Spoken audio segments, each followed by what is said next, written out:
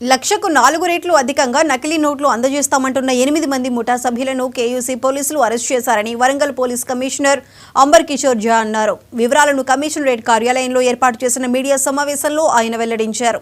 నిందితుల నుండి 34,84,000 రూపాయల అసలు నోట్లు, 21 లక్షల రూపాయల నకిలీ నోట్ల ముద్రణకు అవసరమైన తెల్ల కాగితాలు, ఒక కారు, ఆటో, 9 సెల్ ఫోన్లను పోలీసులు స్వాధీనం చేసుకున్నారు.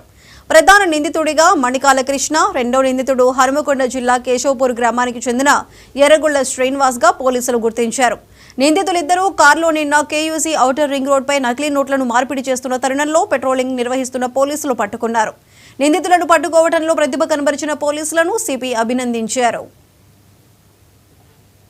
అంటే ₹1 మాకు ఇస్తే మేము ₹4 మీకు ఇస్తాము, అట్లా ఒక సిస్టమ్ తయారు చేసి ఇక్కడ ఉన్న వరంగల్లో ఉన్న పేదవాళ్ళకి, వరంగల్లో ఉన్న ఎంత అలర్ట్ లేకుండా మనిషి వాళ్ళకి టార్గెట్ చేయడానికి ఈ గ్యాంగ్ తిరుగుతున్నారు. సో తిరుగుతున్నప్పుడు మన పోలీస్ పెట్రోల్ బీసీ ఒక పోలీస్ కానిస్టేబుల్కి అది సస్పిషన్ అయింది. సస్పిషన్ ఉన్నప్పుడు వాళ్ళు లోకల్ ఎస్హెచ్ఓకి ఇన్ఫార్మ్ చేస్తే ఇమీడియట్గా లోకల్ ఎస్హెచ్ఓ కేయూసీ గారు ప్లాన్ చేసి దాడి చేస్తే ఒక బ్యాగ్లో 38 lakh rupees, 84,000 ఈ ఒరిజినల్ కరెన్సీ దొరికింది. మీరు చూసుకోవచ్చు. 21 lakh rupees ఫేక్ కరెన్సీ దొరికిస్తాము.